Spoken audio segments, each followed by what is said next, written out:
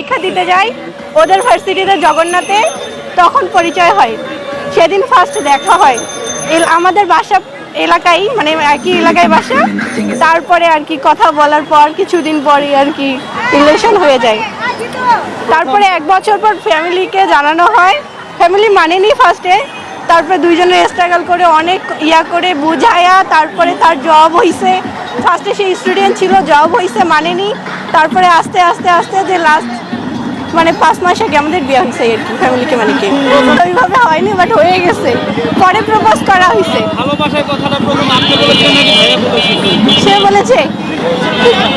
ভালোবাসার যদিও নির্দিষ্ট কোনো দিবস হয় না, যে ভালোবাসা সে প্রতিদিনই ভালোবাসবে, এটাই আর কি। আমাদের 6 বছরের রিলেশনের পর বিয়ে হয়, 5 মাস হয়েছে বিয়ে হওয়ার, এই আর কি।